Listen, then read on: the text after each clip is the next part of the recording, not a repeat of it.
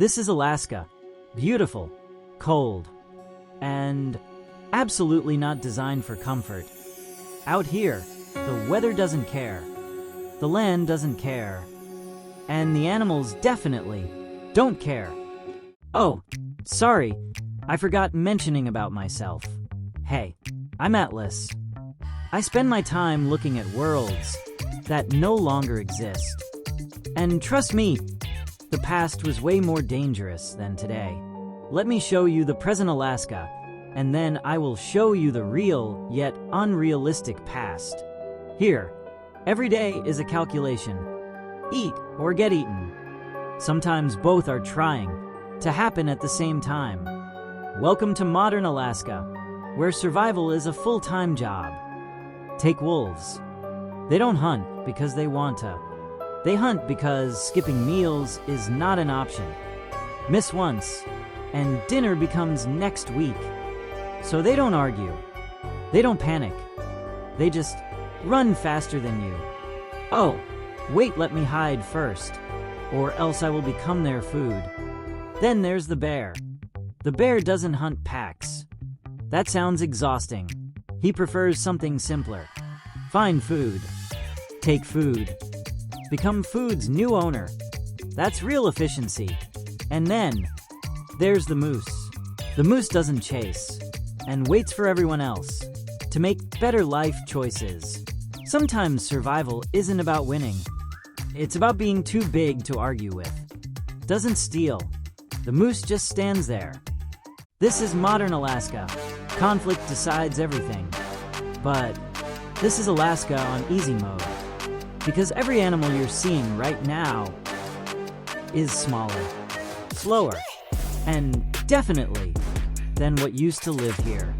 And if you really want to see the absolutely unhinged creatures that ruled Alaska centuries ago, and what would happen if they suddenly moved back in and became your new neighbors, well, you know what to do. So, quick recap. Modern Alaska, wolves run, bears take, moose don't negotiate, and I may have called that easy mode. So naturally, we turned it off, because thousands of years ago, this place wasn't ruled by predators.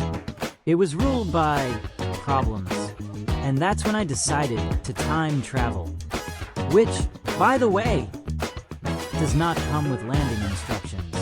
Yep. Okay. Something feels different. The air's heavier, the sky's darker, and those shadows were not there a second ago, and they're getting bigger. Let me run and take a safe corner. What's that now? That's not wind. That's not clouds. That's something with legs, and I am not meeting it. Because when something casts a shadow that big, it has to be no one other than the giant and unbelievably huge mammoth.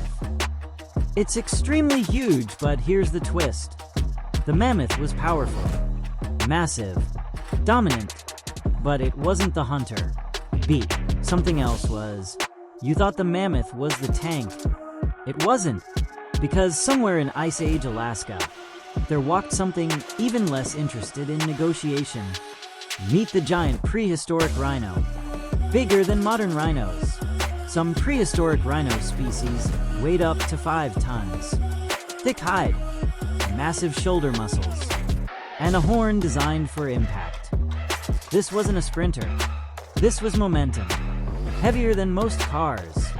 Built like a moving boulder. Force is loud. Force shakes the ground. But the most dangerous hunter doesn't.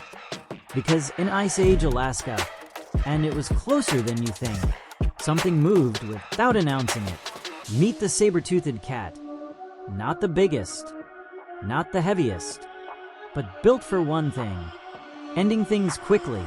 Massive forelimbs. Explosive power. Teeth designed not to chew, but to pierce. Deep. Very deep. It didn't charge. It calculated. It watched the mammoth. It watched the rhino. It waited for weakness. If you're Atlas right now, you're not worried about the loud one. You're worried about the one you can't see. Which is worse, because when the tundra goes quiet and the wind shifts. That's not peace. That's preparation. The modern grizzly, apex predator of Alaska, built for strength, built for endurance. But 20,000 years ago, strength meant something else. The woolly mammoth, 10 tons of muscle, bone, and ancient resilience. Speed meets scale, claws against tusk, agility against immovable force. In this collision, the Ice Age does not yield. The past was heavier. Modern wolves survive through unity, strategy, coordination, precision. But before the pack, there was the ambush king, the saber-tooth, shorter legs, broader chest, built not for pursuit, but for overpowering. One mistake, and the hunt becomes the hunted. The Ice Age predator did not chase. It ended. The moose, powerful, defensive, territorial, a giant of the modern north. But the woolly rhinoceros was something older, armor and flesh, a horn forged for impact. This is not speed versus strength. This is weight versus survival. And in the Ice Age, hesitation cost everything. Different eras, different designs, but the same rule. Only the strongest moment survives. And in these clashes, the past reminds us it was never gentle. Before kingdoms, before history, the earth belonged to giants. The mammoth, towering and unshaken. The woolly rhino, armored and relentless. The saber-tooth, silent and precise. No alliances, no mercy, only territory. Horn against tusk, weight against weight, precision against power.